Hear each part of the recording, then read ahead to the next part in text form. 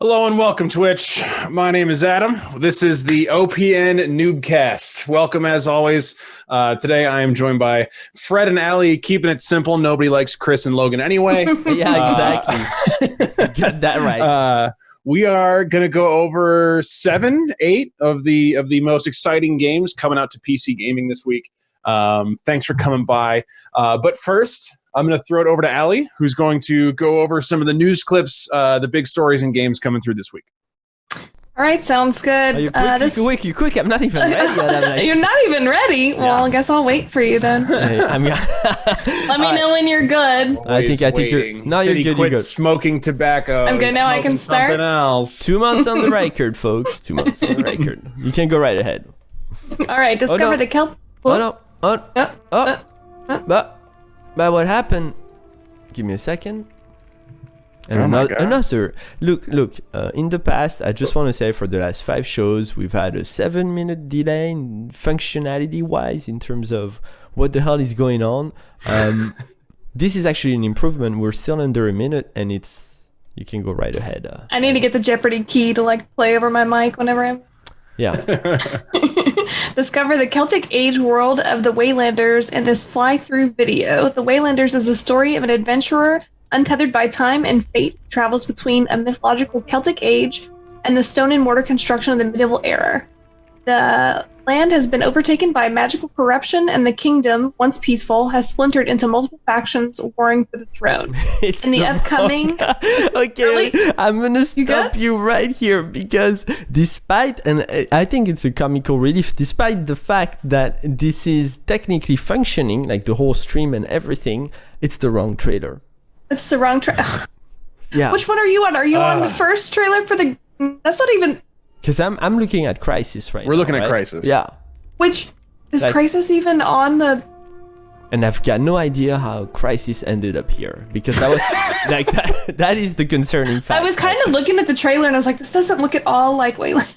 Yeah, so that's not what this is supposed to be, but it's not a big deal. I'd say just move on to news number 2. That explains everything. All right.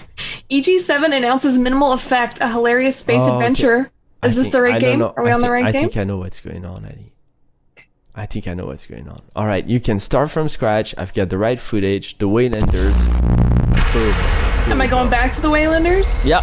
Don't forget to hit that follow button, folks. The time is now. OP Noobs, the only show on Twitch that clearly has its shit together. The only show you want to be there when you can't hear. Well, hopefully they can hear us. I don't see anybody in chat this week screaming that they can't hear us, so that works. Here's a cool game, Ali. I spotted it. So just to kind of cue you guys in, we get about, I want to say 300 emails about news and sneak peeks and trailer alerts and these DLCs coming in. And we try to kind of select the top 2-3 news of the week. This is one of them, Waylanders, and I pass the mic over to you. All right, I'll just start all over. Fresh start. All right. Discover the Celtic Age world of the Waylanders in this fly-through video. The Waylanders is the story of an adventurer untethered by time and fate who travels between a mythological Celtic age and the stone and mortar construction of the medieval era. The land has been overtaken by magical corruption, and the kingdom, once peaceful, has splintered into multiple factions warring for the throne. In the upcoming early access release of the Waylanders, fantasy RPG fans will be able to explore the first age of this epic journey. From coastal villages and towering forests to more mystical regions such as underground cities, werewolf camps, and ancient necropolis, the Celtic Age has many places to visit. Isn't it pretty? It looks really pretty. Yeah. Where are all the people? No. Good point. I think that's very fair what you just said. But aside from the fact that there's no people. But yeah, environments do look very, very pretty. Environments very pretty. Yeah. It looks like a much more detailed kind of WoW with like just that 10% of cartoon that they just kind of mix into all their graphics. Yeah. Yeah, a little bit. And it's those RPGs, man, they make for a tough entry point. Not easy nowadays to make a. I mean, you've got a lot of kickstarting solutions that are kind of making it on the market, and then they go on into development for forever, especially if they're like MMORPGs. I'm not gonna name any names, but I just hope this is not one of them, right? I just hope this is kind of a game that we can get a taste of relatively soon and see what it's all about. Anyways, moving on, Ali. All right. EG7 announces Minimal Effect, a hilarious space adventure with a crew of cosmic misfits. Go boldly into absurdity. And now we go to our first ever Minimal Effect, a comical sci-fi action RPG packed with heroics and humor, developed by Toadman Studios, coming to most major consoles and Windows PC in 2021. Created by an experienced team of longtime sci-fi fanatics, the title is a love letter to a widely popular entertainment genre and aims to deliver an authentic but unexpected space epic with a diverse crew of dubious characters. Yeah, so this is one of those games where at the beginning you're like, what the fuck, like, I'm not interested, right? And then the more you start looking at footage and the stuff they're doing, the more you kind of laugh along. I'm personally a big fan of indie teams that come together and they don't take themselves seriously and there's a game like that. I think it's the last There's game. one this week. Yeah, it is. Looks great. There's a game like that this week, the very last one we're going to cover. But when the production quality is out there, I guess I put it that way, and see, like, we just had about, if you look at the footage right now, we just had about a whole minute of typical indie, like cutscenes, cute cartoony stuff, story driven, story rich, all that stuff. But then eventually this game actually shifts to action, what gamers actually want to do, right? Action. Right. And it looks fun. So just hats off to the entire effort. I have concerns. Yeah. What's your concern? I want to hear it. So I mean, I'm not a huge Mass Effect fan. I know that there's plenty to Mass Effect. Yeah, that's the parody here. Oh, Yeah. okay. Yeah, Gotcha. minimal effect. Minimal Effect. Oh, got it. Yeah, right. That's Very clever, yeah? So anytime there is like this direct of a parody, I have so if we're talking about movies, if we're talking about film, you have parody like Airplane, or where it's just an absurd spoof of a genre, or you have Naked Gun, like a lot of these like spoof Austin movies. Powers. Yes, Austin Powers. Yes, totally. And they have something to them beyond, isn't this genre stupid? Which is what, like, if you look at like Scary Movie and what is it? Yeah. All the, like, the Scary Movie 9 and the it's like Epic Movie and Not Another Teen Movie. All those. It's just, they're so low effort. And so like lowest common denominator. Fine. So But I hope this isn't the case. No, but here. it's clearly not. And it's clearly not, Adam. Like, you look at the production quality of the game looks itself. good. Like, A lot of hand-drawn stuff. I mean, in comparison to all the stuff we see, right? Like, every day of the week. Stuff we see. For me, like, for a game like this, it's just that the humor has to land. Yes. That's so critical to the experience. And when you're talking about yes, you're talking about parody, there's a really easy lowbrow way to do it that a lot of people do. So we'll see. And maybe you have to be a Mass Effect fan to enjoy the humor and like the stuff that they pick on in the game. Sure. Mm-hmm. So if you don't like that, maybe you won't like. I wonder how direct that's going to be. I mean, I assume that this guy's probably going to have sex with an alien at some point. Right. Ends up being a dude alien instead of a chick alien. And I gotta say, to be fair, I always have a kind of a fling with anything that's cartoony in an animated style that, you know, pulls from the cartoon era of when we were kids. Like, when that's well done in video games, I always fall for it. I gotta say. All right, move on to the next one, Eddie. All right, our last one in the news this week is Gunslinger's Paradise. John Cooper reveals Desperado 3's release date. He's almost quicker to the draw than his own shadow, and his bullets always hit their mark. When the smoke from his revolver slowly fades away, you can read it clearly. June 16th, 2020. Yeehaw, folks. Desperados 3 finally has a release date, presented by the notorious gunslinger John Cooper himself. So shoot it onto your calendars. Desperados 3 will be available on June 16th, 2020. I actually forgot why I picked that one. So maybe because like you wanted to hear me read the, like, super silly fucking press release. that was pretty, like, props to you for having a straight face. Yeehaw, folks. I forgot why. I gotta say, and that happens to me a lot, where I just blank out during the show, and I go like, "What the hell was I thinking? Like, why did I pick that game?" Is it when we remind you? Yeah, I feel like at the end of the year, I'm gonna have we always help remind you. My not so proudest moments. Nicotine withdrawals are a hell of a drug. I love the drug. I guess that's So I'm looking at cowboy, like Wild West flavored XCOM.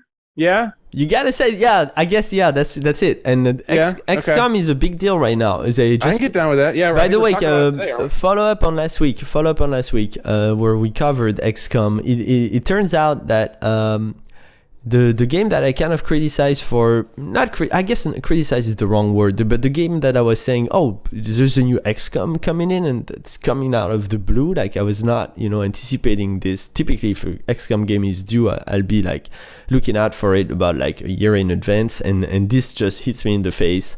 And it turns out I think it's like $20 on Steam. So whatever we thought last week was, big AAA release. They're cutting a deal to their fan base somehow and sell. So I'm curious to see how that has any interactions or like any connections with the fact that what's that game called? Gears Tactics we'll be covering this week is coming out. But it seems like in general, to connect it to Bounty Hunter, Desperado 3, whatever that game is called, that like XCOM like games are making a return. This year in 2020. I don't know why. It's just early signs right now, but it feels that way. It feels like there's a lot of game development on XCOM type games, and I personally don't know if this is something we want. I mean, it could be just another BR after another BR after another BR. Yeah, that's what Fred wants. Why can't Call of Duty just make another battle royale? Can't we have Warzone 2 already? Put some more microtransactions in it, he says. Yeah, but I mean, I love XCOM. I love XCOM. Yeah, no, I think you're right. I think turn-based gameplay like this, I think, lends itself to like any platform. So you can take this XCOM or XCOM-like game, in this case, Dead Slinger, gun deader, dead shooter, shoot gunner, whatever. You could put this on a phone. You can put this on an iPad. You can play it anywhere. Yeah, right. And you can pause it and play it somewhere else. I mean, not that anyone's leaving their goddamn house lately, but this is like those turn-based mechanics work well for kind of everybody and almost every situation. So your skill level doesn't have to be like off the charts to enjoy a game like this. Whereas you jump in an FPS and like you just die as soon as you drop in, then like maybe it's for a gamer that's. I mean, bottom line lower is skill level. Personally, I think hats off. It does look good. Looks great. Yeah, I think it does look good. It looks okay. I just need someone to make a game like Red Dead Redemption that isn't Rockstar. I want a game in the West that's small and cool. Just like a little thing. Were you also really fucking bored with Red Dead? What's that? Were you bored with Red Dead, or do you enjoy the most recent? I liked it. I think it had some, like, I love the setting. I love running around in the West. My problems were just with the pacing. Like, in between those cool moments where you stumble across this guy on a trail and he's got this particular mission that's really surprising and unexpected, and all of a sudden you're going off on this whole other thing. In between those cool moments, you have a lot of riding your horse. Yes. And that is way too much of the game to me. And so that killed me on that game. Yes. Oh God. There's just like long, I'm not the only one. stretches where you're just like, I mean, and like, it's pretty. You've got these beautiful scenic views and it's all cool. But like, man, can I get to the game? Can we just cut the horse ride to like 10 minutes instead of 45? So bad sometimes. Yeah, I mean, I get immersion and all that stuff, but man, so this has become a Red Dead Redemption review. Sorry. All right, Gunslinger. Yeah, but I mean, it's always fun to talk about Rockstar because I think they're the most inflated studio out there, and I just come out and say huge, and they make some of the most inflated games out there. Yeah, I mean, and I feel like part of it, I'm sorry to say, but part of it is like patriotism in its excessive in its excessive expression in the gaming industry. Mm. Maybe I'm reading too much into it, right? But I feel like because they're so profoundly Americans, like the red star and stripes, like that is Rockstar, right? Like, and it's kind of funny because it's kind of not funny but ironic that, you know, they make the most controversial like gangster style games out there, including GTA, because you think Rockstar is like every American's like puppy, like pet, like I don't know, like love child, like help me out here, Adam, in terms of expressions. Like I just feel because every time they release a game, IGN goes out and goes 10 out of 10. It's Rockstar. America's sweetheart of the gaming industry. Is that what you're talking about? Yeah. They can do no wrong. They're like golden child. I genuinely have fallen for it because I'm not one of the voices to say, well, more and more so actually I am now, but I'm like not one of the people who say, oh, IGN sucks. Actually, if anything, OPN started because of IGN, because, I think they, in terms of like putting the whole packet together, they do a great job getting you excited about games. But the fact of the matter is, I wanted to follow them. I wanted to believe them when they started reviewing like Rockstar games. I wanted to just dive in and go for it.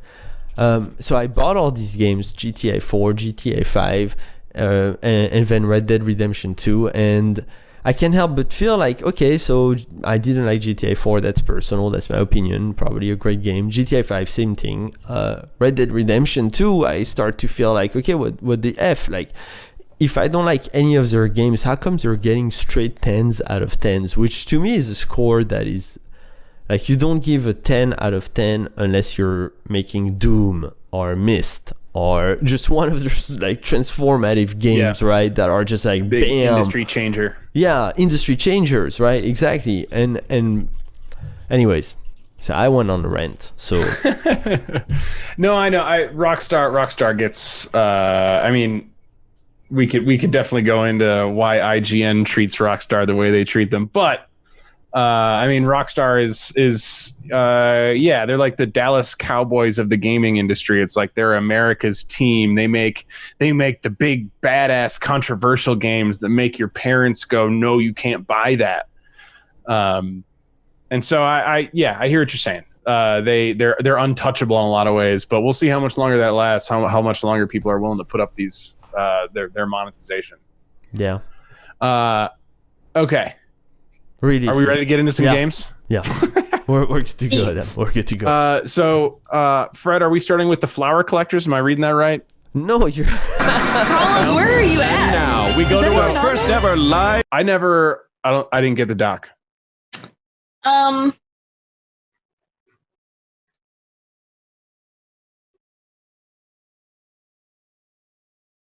Oh, we're doing next week's list off the games list from the website.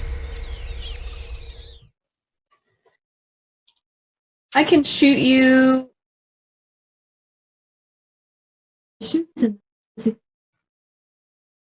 Alexa, stop. What the fuck was that? Creepy bitch. I didn't say your name. All right, I don't see a link, but Call of Duty Remastered. Okay, so Call of Duty 4 or Call of Duty Modern Warfare 2. These naming conventions are so goddamn confusing. It's like the Marvel movies. Like we're gonna look back at the Marvel movies in 10 years, and it's like, why couldn't you just call it Thor 2? I got this timeline all messed up because you couldn't just put your movie titles in chronological order with a number like a person. Okay, Call of Duty Modern Warfare 2 campaign remastered.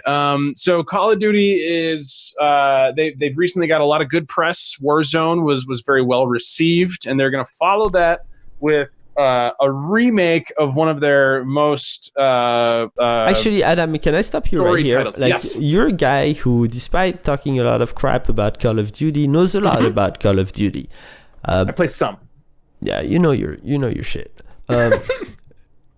Can you kind of walk us through Activision's Call of Duty like storyline these last 18 months? Oh, you mean like storyline as in storylines in the game, or storyline what like they how put people out. feel about Activision? No, storyline in terms of like how many games have they released? Because I feel like Activision has been hyperactive in the last 18 months. Well, I mean, they found out that, especially with the success of WoW Classic, at least the immediate success of WoW Classic, people are like, "Oh, we can just dig up an old build of this game." The fact that you connect And WoW just- to you just heard Well, me. he's not wrong though. People are like, we can just remaster these games in some way, No, and but it people kind will of feels like, fucking what play the has the- same content. What has Yes. the gaming universe come down to when you are like talking about Activision and their reaction to WoW? Well, I mean, I think it. I never thought I'd see this. These day, guys I are guess, what trendsetters. I'm Like- saying, like I mean, it's Blizzard Activision. They found out there's a hyphen in there now, and that hyphen keeps getting more and more narrow between Yeah. Activision Pretty soon and it'll just be- Blizzard. I don't think so. Division.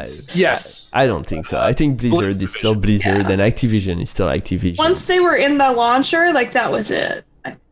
Yeah, once we saw Call of Duty in what was BattleNet, which is now Blizzard app, then I knew that the influence was pretty overt at that point. But what I'm saying here is that Activision probably learned a lesson, was able to look at WoW Classic and some other re-releases. I know that there's been more lately. That Like they're all coming out in the last couple weeks though. Final Yeah, yeah, I mean, Fantasy and all so- that stuff. we were just talking about Trials of Mana, or we're going to be talking about Trials of Mana. Like that's an old series that has been dug up and dusted off. And you know what? People like this. I bet they'll pay for it again. And that's pretty much what we're getting with Call of Duty Modern Warfare 2. I mean, people have their multiplayer fix. It's just that I guess people were really begging to get more of that 8-year-old campaign. I don't know. Okay, but how popular was this game when it came out originally? Because It was typically, massive. Huge. oh, it was. Huge.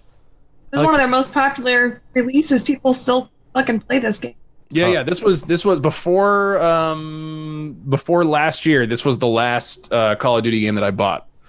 Okay, It was like when I played on console. So it goes way back. and so does this look a lot better to you?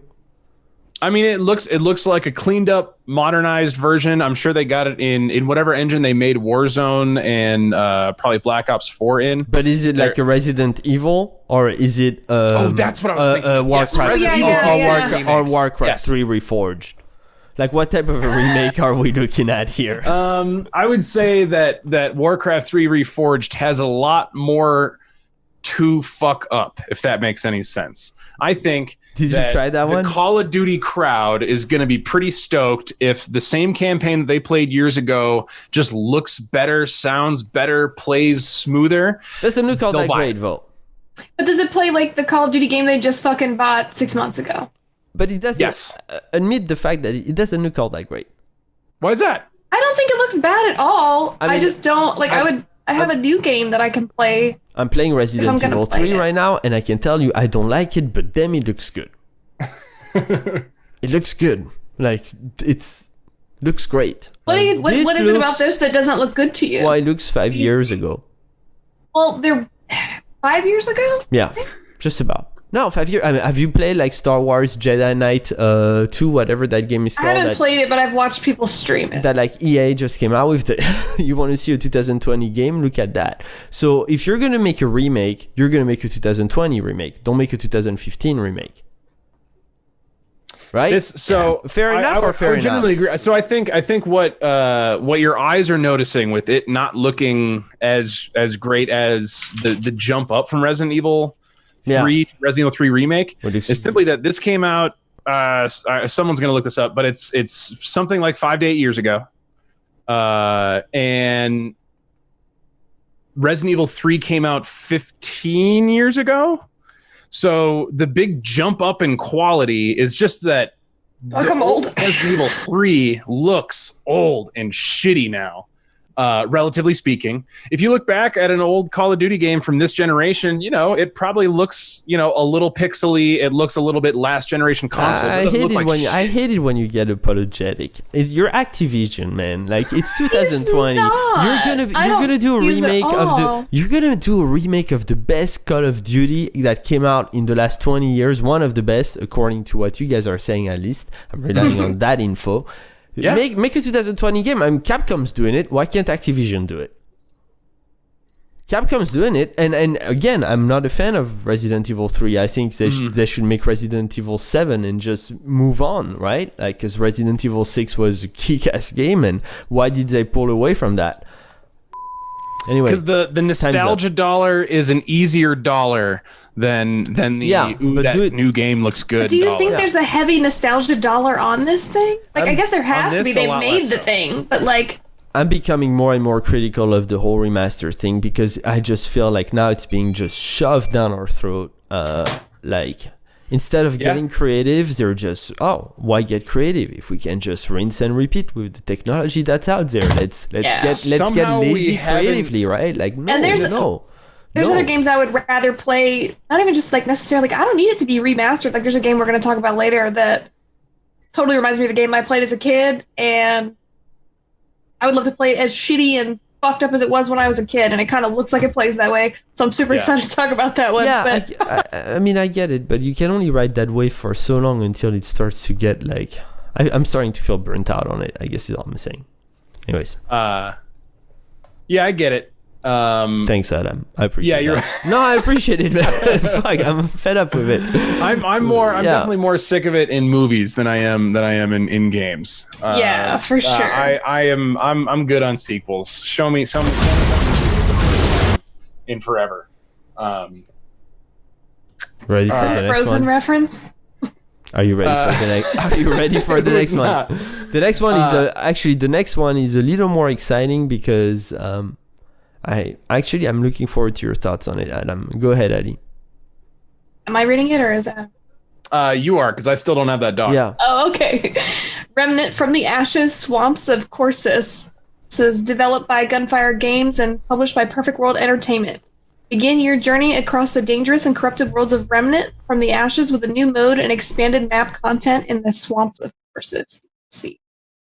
This one just looks like it's just maybe a little bit more of the same game, and then a new like survival. Have you played this game, Ali? I haven't, but I know several people who can't stop talking about it and who really want to play this DLC. I mean, it's like a new take on Dark Souls. It's a lot with like a third-person shooter. It's a lot less dark. Control, right? Have you tried it, Adam? Remnant from the Ashes, I have not. Yeah, the original game, right? Not the DLC. So yes. Okay, you should try it because I think you're the type of person, you're the type of gamer who would like this. I played it, but I've got like nothing sunk into it. Like I've got maybe 3 hours tops. Gotcha. But I can tell you that what's kind of attractive to me when I look at that DLC is that my experience playing 3, 4, 5 hours of this game tops is like this looks like a completely different game to me. So than the original. Yeah, just in terms of the scenery and the atmosphere, the environment, the time period, just everything. And that I don't know where this game takes you, the original game before even the DLC, but I know that it's been kind of the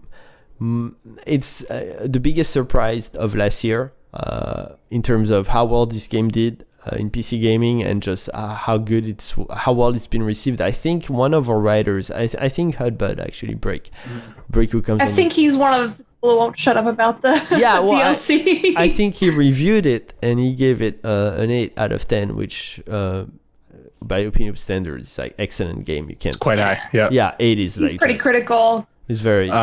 We don't give 8s out. And we were just complaining about the abundance of remakes and sequels. Here's a brand new IP that has a budget, and as far as I can tell, it sold very well. I know it was very well received critically. I have a hard time believing they didn't make their money back. Probably didn't make Call of Duty money, No. But I don't think that's the type of money they're looking like to make. These things can be successful. You can make a new game with new ideas, and people will buy it. Yeah. This looks great. The thing is, I don't know if it's new ideas. I think it's just a different outlook on how to make a game out of an idea. And, if that makes sense. Yeah, sure. And it looks like because when I played it, I really felt like, and it's funny because it's actually very funny because I was playing Dark Souls 3, and I think I stuck like I put like maybe 150 hours into Dark Souls 3 until I told myself, all right, Fred, like go play a different game, man.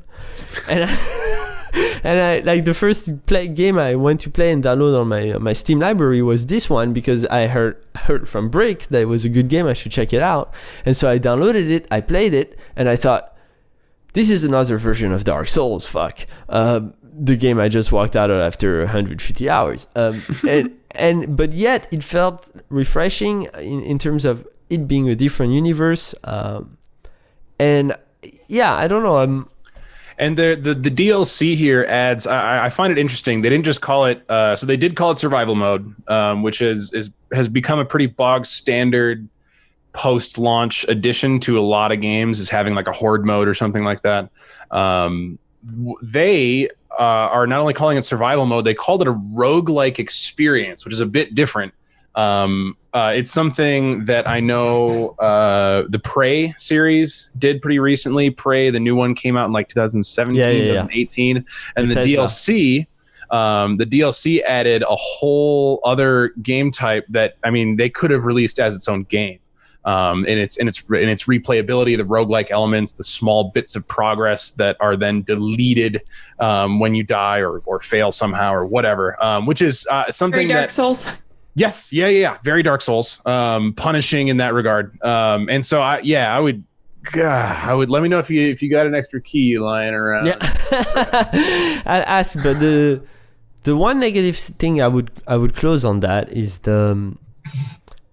it's a little bit like I feel like, and by it I mean I guess the studio philosophy is a little bit conventional in terms of game design. And so they'll look at stuff that works and they'll implement it perfectly, beautifully. Like you can't really criticize the execution here. It's top notch, but it's also a little bit boring on the creative ends, in my opinion. Sure. Yeah, I mean, it seems to play a little bit like The Division, with the fantastical elements, like the Dark Soulsy stuff that kind of gets sprinkled in. So, I mean, there's definitely some more traditional elements, but it's, you know, at least it's got a new title. Yeah, they're not calling it, you know, Avengers Superman Edition or something. You know, we get a new game for once. Also, although I think this is just a DLC. It is true. Yeah, totally. But I do think that adding those roguelike elements and stuff are just a really good way to create a really addictive gameplay loop. One that, especially if your single player campaign was already very strong, which apparently this was with Remnant, then you can really hook into the addictive psychology that I have for roguelike games, and you can really get people playing this thing for a long way, especially with the co-op stuff that and the RPG stuff. Yep. People love progression. Yeah. All right. 25 seconds left on the dot. If you guys want to move along, I'm okay with it. Sure, let's do it. Cool. Allie, you got it. I'll just keep it on then. Right, next up we have Snow Runner. This is another game developed by Saber Interactive, published by Focus Home Interactive. Get ready for the next generation of off-road experience. Drive powerful vehicles and overcome extreme open environments to complete dozens of challenging missions solo or with up to 3 friends. This kind of reminds me a little bit of that spaceship game that we reviewed, I want to say like 2 weeks ago now. Kind of build your spaceship or whatever it was, or your little plane or whatever to get out of a certain space, but maybe just a little dumbed down and more polished. Okay, so my first, so polished was kind of like the keyword for me too, Ali. But here's the thing, like you get a lot of simulators coming out, right? Like, all the times, and some look good, most of them look awful. Yeah. This is actually highly anticipated. Like, this is actually if you start to dive into their websites and then their YouTube channel and their Twitter accounts, and you just start to get a whole feel, and you see the amount of trailers that they have on YouTube and the Let's Plays, and you start to realize, shit, like, this is anticipated. It's not just some another like simulation game that Fred like randomly pulled out of his bottom to just throw in your face. Like, this is supposed to be exciting to a lot of people. And it looks really cool. Yeah, I'm sure there's a whole crowd. But that's my thing about this game. It's like there's a whole crowd of people out there that are genuinely excited, like PS4, Xbox, PC, and it's all coming out like Focus, right? Like, big studio, like from France, actually, I believe. If don't quote me, but yeah, pretty sure Focus is from France. This is really interesting. This is like there's big developers, big publishers. It's it's kind of like farming simulator thing that you would look at from far and say, yeah, that's an indie game. No, it's actually a huge hit. It's like pretty mainstream. Like, this is one of those case scenarios. So I just want to, before I let you, Adam, you were about to say you're interested by this, but before I let you, take that context in consideration. Like, a lot of people are excited about this. Yeah, I mean, I think you were expecting me to shit on this game. I'm not. Yeah. So I mean, it looks like Skyrim had a baby with a Dodge truck commercial. Like, this seems kind of interesting. Like, usually, like, the moment a technical sim like this comes up, I lose interest pretty quickly. I'm looking at like, a spreadsheet game, like the management of trucks and stuff like that. But like, man, watching those tires spin in the mud, like, got my anxiety going just watching it. And I could see this being fun. This seems like there's actually something to it beyond just the strange addiction of monotonously managing your trucking route. It seems like there's something happening here more mechanical with the actual controls. Like, getting in and out of these crazy areas. Like, I'm watching this guy pick up a van with a hook. Like, this is there seems to be some interesting things happening here. That right, like, I love how you keep getting excited. Like, that's exactly how I was feeling too, as I was putting the footage together, because like, we got good at doing this show, honestly, like, because now, it used to be like, hey, here, Adam, like, here's like 17 seconds of footage and make your opinion on this game. And you're like, try and not be too mean about this anime porn active novel. Exactly.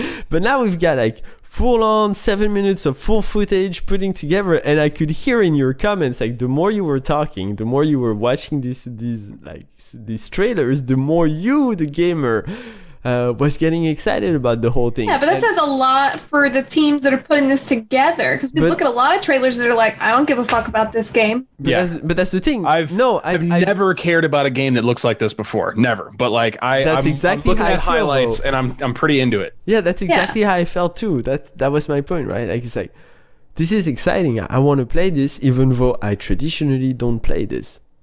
Yeah, and like I said, it kind of reminds me of the other game where you had to like kind of engineer your own vehicle, but they get a little more less involved. There's not a huge learning, and I do. I love that shit. You're a builder. This looks like it gives me an opportunity to do that without spending fucking 15 hours of my life learning how to do it. Yeah. And I super like that because I don't have that much time to play stuff, and when I do, I want to play it. I'm kind of burnt out on the whole argument of like, hey, if I had enough time to play this game, I would love it, because at the end of the day, everything I do in my pastime is play video games, and I don't have much pastime, with kids and a family and a job, everything. Like, I can maybe have like 10 hours per week of gaming, and that's a good week for me.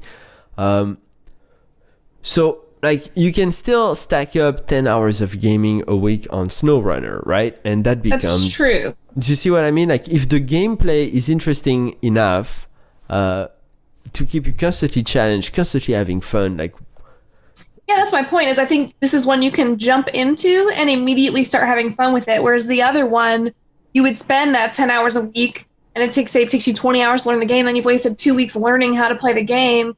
When you rather just jump into something that you can just immediately play, since you don't have all that much time to game during. Yeah, that's what I'm saying. That's my point. The fun here in general just seems more obvious. The fun seems much more straightforward. Yes. Than a lot of the trucking simulators and things like that. The farming simulators, whatever. And the trucks are really fucking cool. it really does. Yeah, some of these are. Yeah, they did. Like the models look great. It and like really the does look chains on the amazing. They're real tires, trucks. They're the real snow. trucks. Yeah, right. I'm telling you, it looks amazing. I was impressed. Who's the I wonder. who's the publisher, Eddie?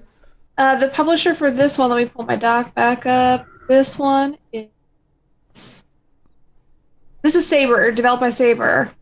Yeah, not familiar with. Saber Interactive and published by Focus Home Interactive. Yeah, Focus. Okay, yeah. Yeah. All right. Well, It looks fucking great.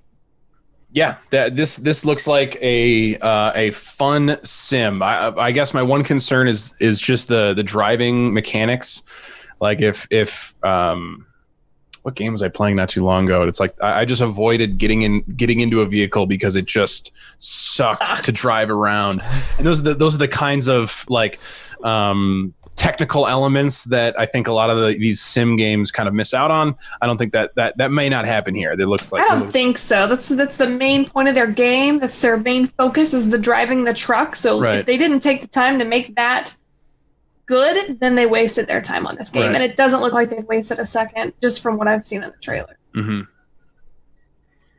we've moved on to the next one. Okay. Oh, okay. Yeah. All right, the next game we're gonna. We're good to move on, Fred? Yeah, we're good. Okay. All right, the next game we're gonna move on to is it Gears next? It's Dread Nautical, I believe. Dread Nautical is next. Okay, Dread Nautical is developed and published by Zen Studios. Your cruise was so relaxing until the monsters from another dimension showed up to kill everyone. Fight them off, manage your resources effectively, and convince scattered survivors to join your efforts. A captivatingly eerie tactical turn-based RPG. RPG, are we sure about that? That's what they say. Is this so you mentioned a game that you were looking forward to that had that resembled XCOM. Yes. XCOM. There was yes. something. Yes. Was this what you were talking about? No. I was, Okay. no, on this piece, I was actually talking about Gear Tactics, Oh yes, of course. which is coming, I believe. Yeah. Okay. This one is yeah, I mean- this one is well, look at the footage, right? But RPG, not RPG, RPG Tactics maybe. Yeah, I mean, RPG is such a wishy-washy, nothing term now. Yeah. Any hate it. game that has a little character screen with attributes on it that you're adding to and taking away from and stuff like that is just gonna it has the right to call it has RPG elements. I hate whatever. I hate it. And so yeah, I mean this has got that. It's just that the combat one assumes is gonna be the turn-based stuff. The trailer itself, I mean, you're really only seeing like a couple little flashes of actual game time. You're gonna see a Yeah. lot. You're gonna see some stuff. There's a lot of footage on this game. Not a ridiculous amount, but a decent amount. And apparently Logan loves this studio. Yeah. So. Yeah. I thought I wish Logan you were here tonight because there's a ton of games that you would enjoy right now. But I'm sure you're just pulling the hair out of your head listening to us talk on a lot of the stuff we've said. The Dread Nautical Zen Studios came to my attention. I was checking out the trailers and the whole thing about the Titanic or the boat, whatever that thing is, The cruise ship, yeah. it's cute, I guess. It's a little bit cliche, and the graphics are the modeling. It's all really well done. I won't criticize the execution. Like the execution of all these games tonight, impeccable. I'm bored. I just come out and said I'm bored. I don't want to say it either, but I'm kind of bored. It's the same kind of art style and color palette that I feel like we're seeing week to week, and I mean, it looks like I think one of the games that we're giving away tonight is the Spyro remake. Yeah. And the visuals actually remind me quite a bit of that Spyro aesthetic. Somewhat blocky, a little bit grainy, almost on purpose, it would seem.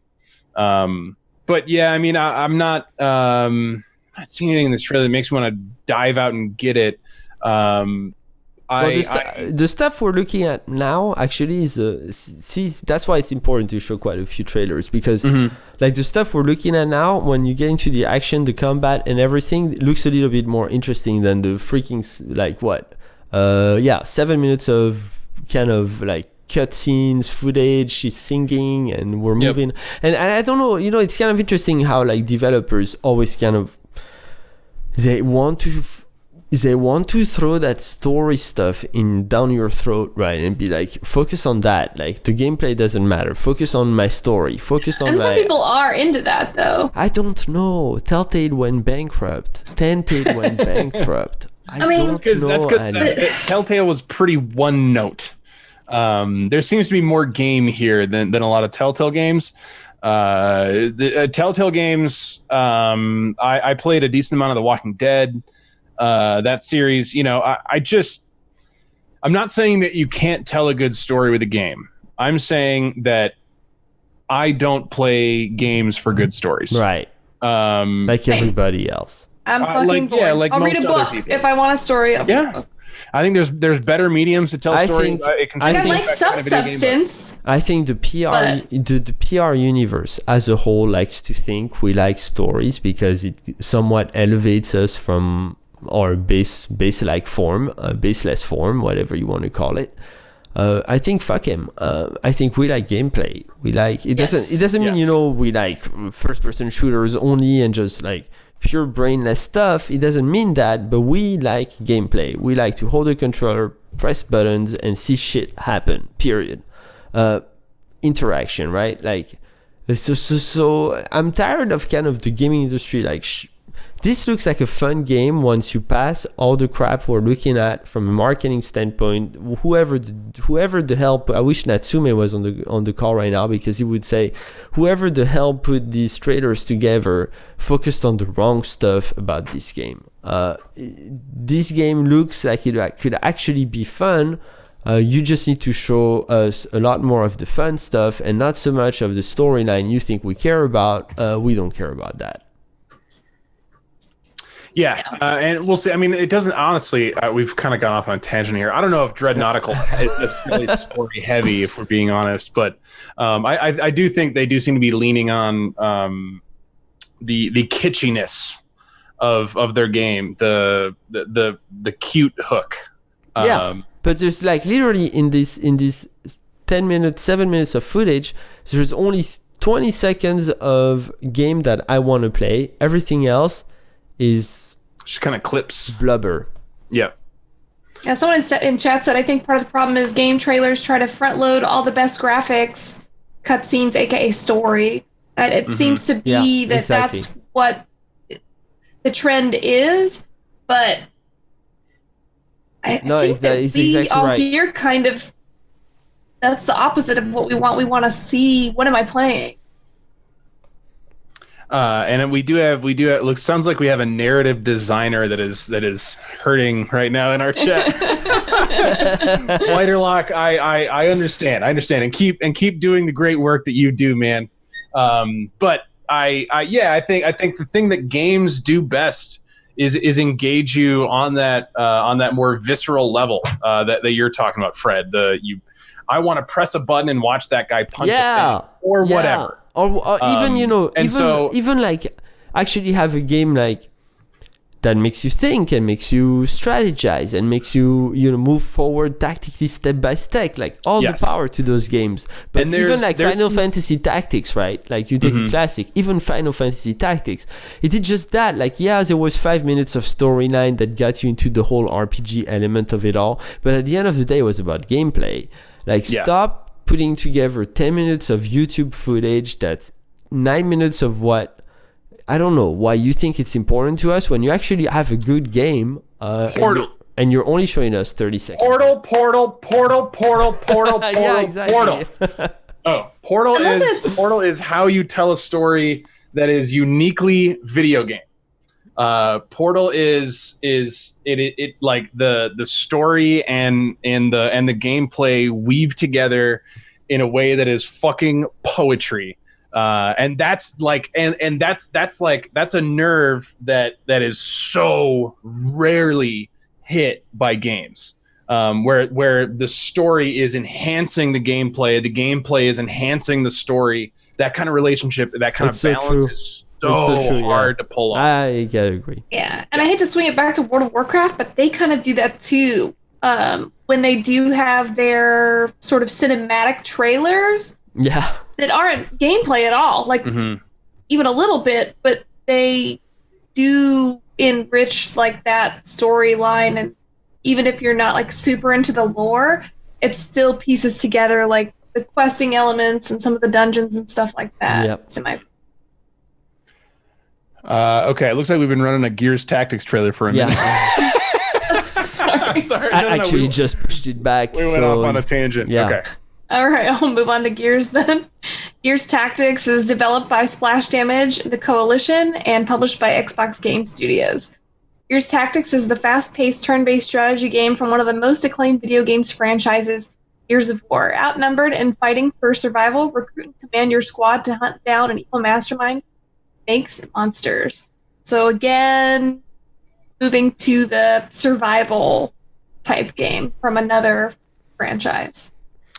Yeah, I mean, so I played Gears 5, and Gears 5 was the same good old Gears thrills that I remember. I played Gears 1 and 2 a whole lot on the Xbox 360, I believe, and the pivot to the XCOM style turn-based tactical movement, it makes so much sense for this franchise as like an offshoot. This is a natural transition for what these games were already doing, and it just kind of puts a different perspective. I mean, literally through on the player, so that you are now you're not one badass among an army of badasses. You are controlling a unit of badasses, and hopefully the broy dick humor isn't so bad in these games, but we'll see. But yeah, this like I can't believe it took him this long to make a turn-based XCOM inspired version of Gears of War. It took you like 2 minutes to talk about XCOM. Like, you said XCOM in the first sentence. I was like, when is he gonna drop it? Like, ever at all? Yes. This is. I feel like you should have led with that. I hope they. So I don't know what the monetization is going to be like. That was the biggest thing that bothered me with Gears 5. This show is all about XCOM. It's kind of been building up from last week, and by the show I mean this episode. It's all about XCOM. It started building up last week. We got a taste straight out of K2, 2K. Like what's going on? XCOM's coming out with like this $20 game. Bunch of XCOM like games coming around from the indie scene, and suddenly, because like the gaming universe, in my opinion, it's all connected. And for sure, you see, like as a guy who goes on Metacritic once a week for the last 6 years, screening all the games religiously, I start to realize how the entire industry is connected. Like if a big release is coming out, like let's say Fallout 4, right? That week is empty of everything else. It's just like 20 games to compete against each other rather than like 150 games. It's all connected. So, I'm thinking here like, shit, freaking 2K learns that Gears of War, Microsoft is making its own like competitor. So it's like, we've got to refresh the XCOM 2 series with like a quickie, right? Yeah, that's kind of what it seemed like. You're not wrong, I think. Right, like, and they come out with this XCOM game, boom, a week before Gears Tactics. So it's like, we're gonna chew into your player base. As it or try to benefit from it in some way. And already I listened to this like in my little head thinking like, you know, these conspiracy theories, right? Like you start listening to these and you start thinking, God, the world is fucked up. God, I'm sorry, that's like how the XCOM dev team thinks, right? Like I'm in a way I'm sorry that the XCOM team feels threatened by this shit. I really but, am. They have good reason. Look at it. Yeah, they have the game good looks reason. great. Yeah, It I mean, looks- this is their competitor. XCOM has really owned that space, unless you count the Mario Raving Rabbids fucking game, and nobody does. See, you guys haven't even heard of it. It came out on the Switch. It was XCOM for babies, and it was a cross up between the Super Mario Brothers world and the Raving Rabbids world. And as far as I'm concerned, the Rabbids are like video games equivalent of the mini me guy, the Despicable Me, The Minions. Minions. Oh, they're the worst. Boomers love them, man. Yeah, right. Oh God, they do. It sucks. Where's Chris when you need him? I forgot how I started talking about Minions. Oh yeah. Okay. So, I think that if 2K feels threatened by Gears Tactics, I think that's pretty valid. I think this game looks really, really good, and up until now, no one had done it this well. Had done what they do so well this well. And I can fully see Gears Tactics 1 through Infinity. You know what I mean? They could keep making this. Yeah, of course. I mean, this seems to be well received so far. I mean, the reviews that are coming out early are quite positive.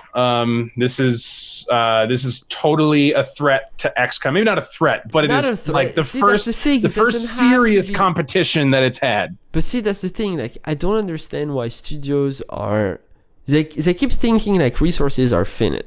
Like, I don't know if I said that word in English correctly. Finite, right? Whatever. Finite. Yeah. They keep thinking resources are finite. Do they not know us gamers? Especially since 5 million of us got laid off. We can cope with an XCOM 3 and a Gears Tactic game at the same time. We'll buy them both, guys. Stop fighting. Logan says he doesn't see this dethroning XCOM, but I think he's probably a little high. Yeah, I think he could do it.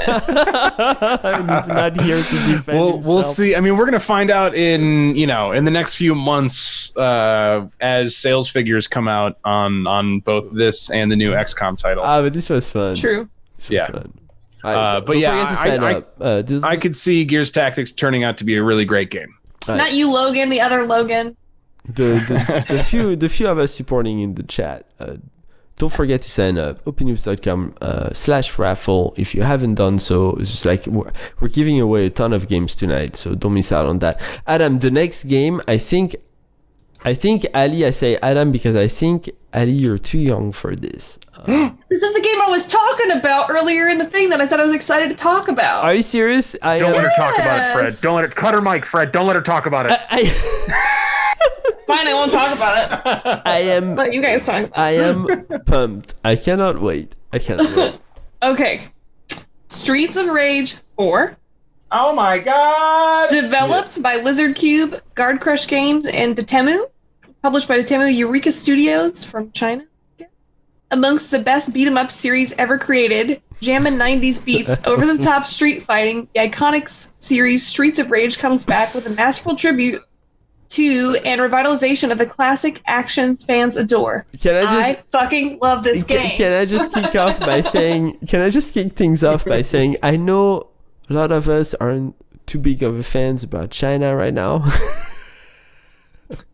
Why, Fred? I don't know what you're talking about.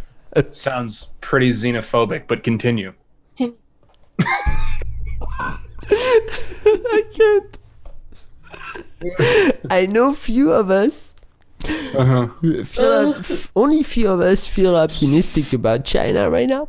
But But I gotta Does that make you not want to play this game? I am just so happy. God, did they put coronavirus in Streets of Four? No, but they developed it, and I'm glad they did. At least I'm glad somebody goddamn did, because goddamn I had fun with it. This is, you gotta understand, like, I was so young, and yet this was such a big part of my childhood. Like, if you found any game that was somewhat relevant before I was 10, right?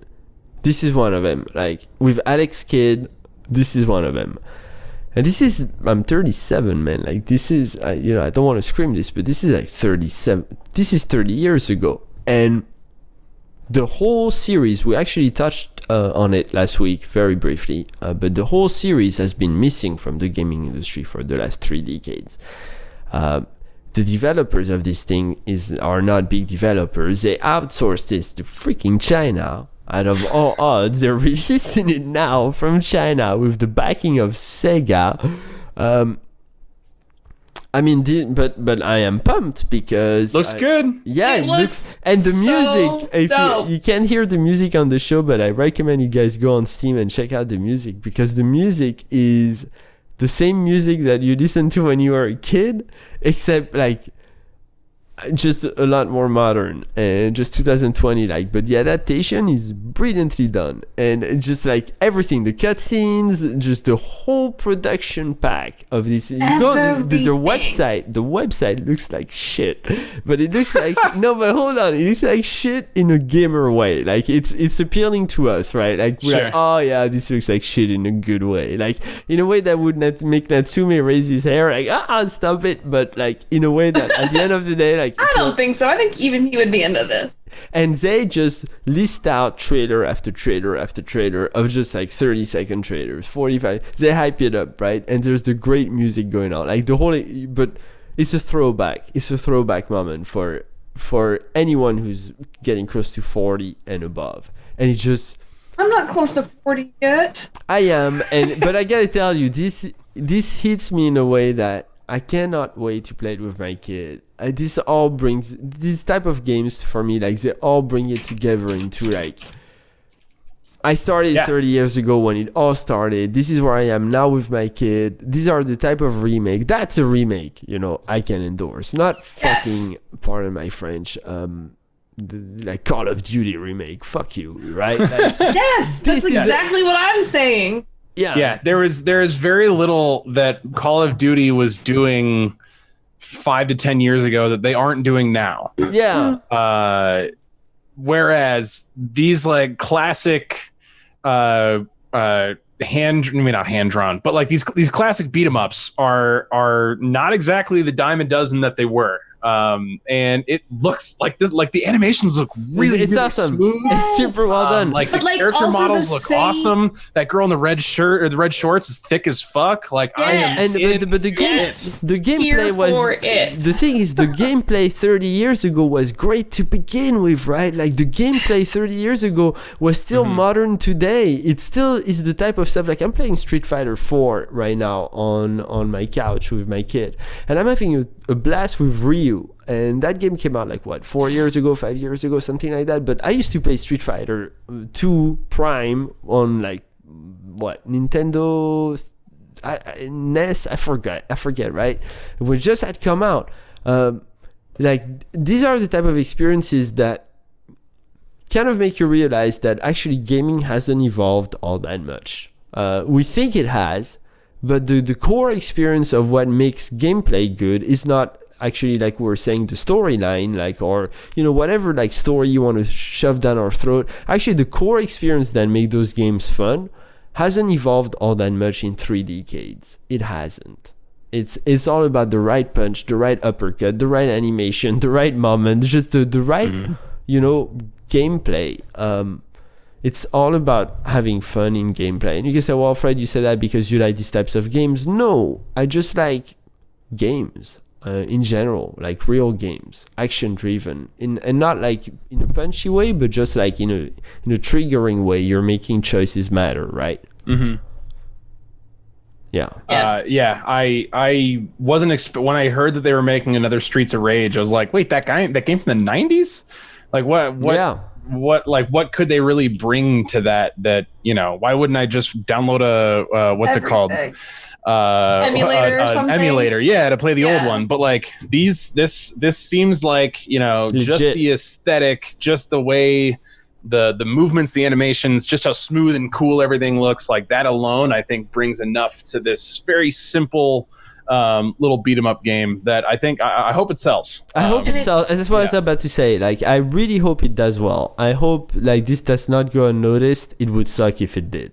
It's beautifully fucking cheesy, and I love every second of it. Like Yeah. the girls in heels with whips, and like, it's my whole childhood.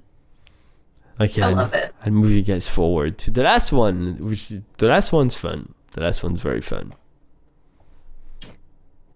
So the last game we have is literally HUD in a game. It's Indie Calypse by Jandu Soft's SL, developed and published.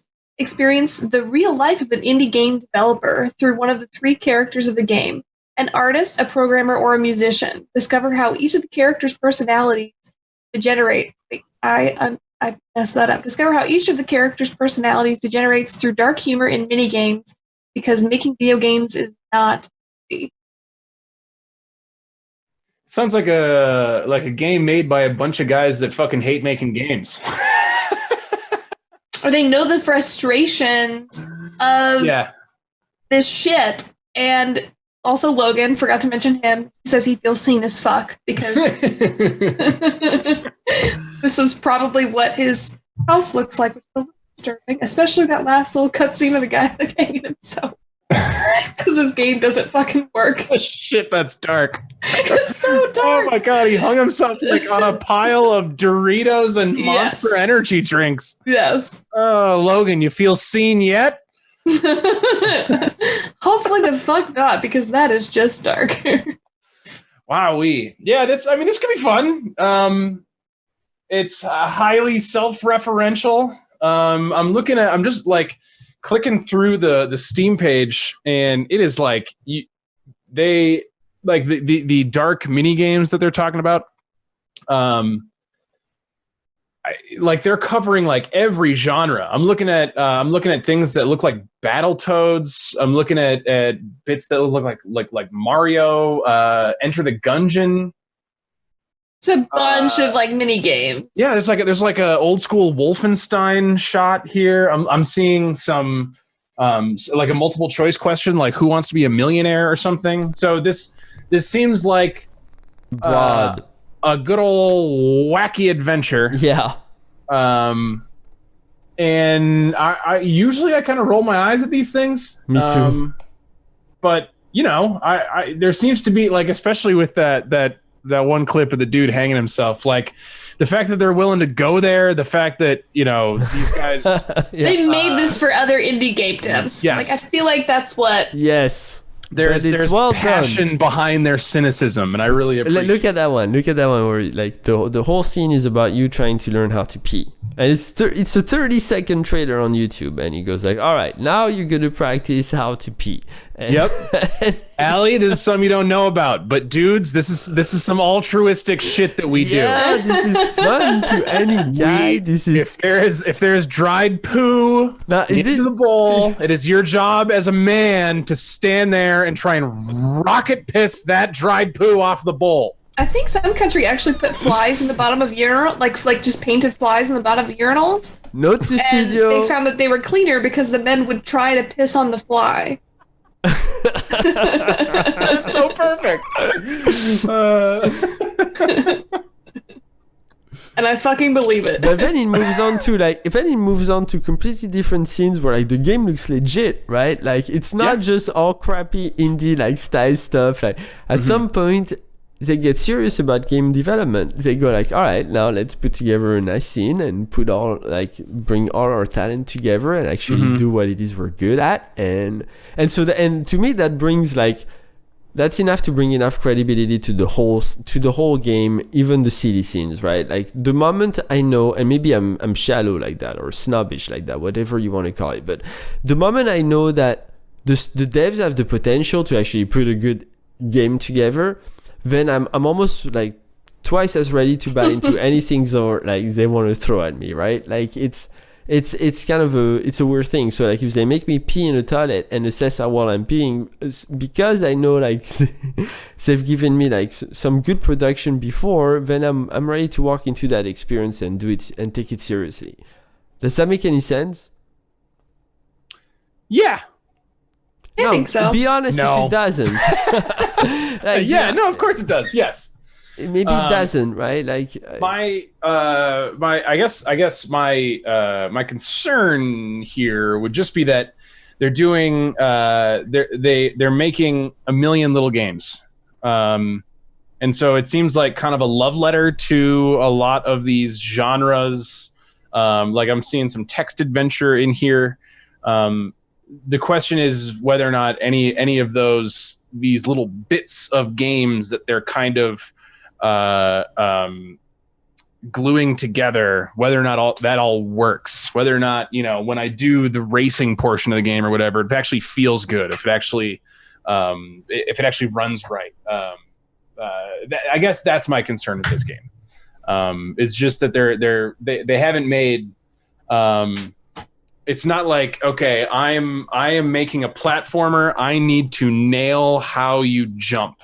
Jumping is this key mechanic in this game, so I need to program the hell out of this.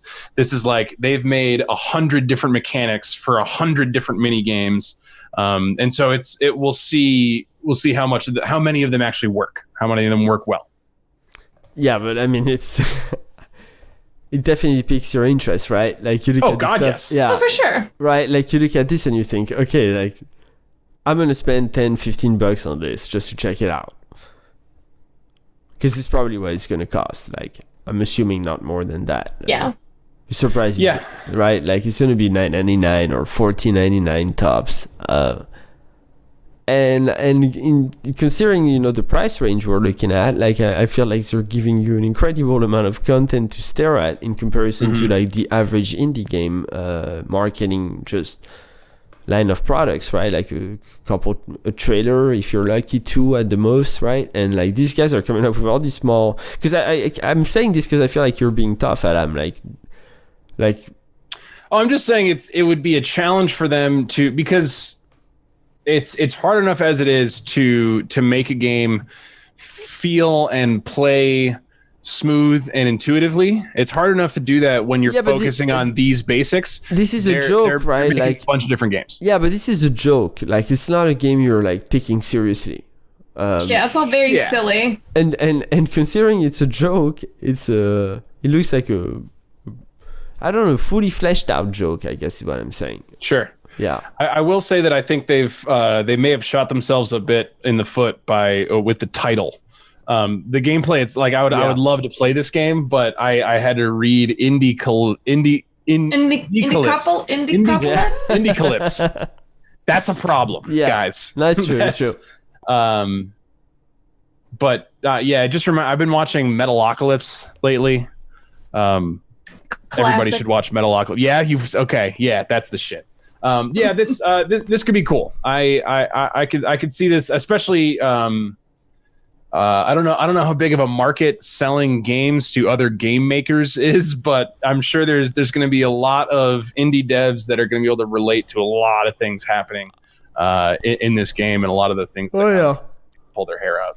Just ask Logan if he plans on picking this one up. Yeah. Yeah, we've got the raffle that's about to happen. We've got about 10 people in the chat who signed up for it. Thanks for signing up. So, Adam, if you will allow me, I will spin the wheel. I will not allow you, Fred. All right, let's go. Spin the wheel, Fred. I won't listen anyways. We got a shitload of games in there tonight.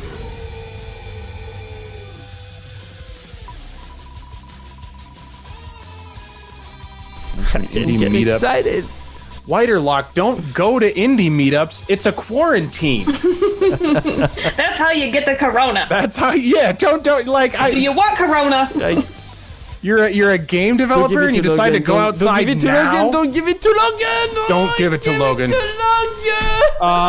Nobody likes Logan. Damn it! No. Logan. No. Respin it. Spin it I again. saw that coming too. I was like, please don't give it to Logan. Please don't give it. Damn it.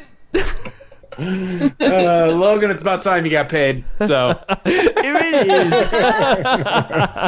It totally is.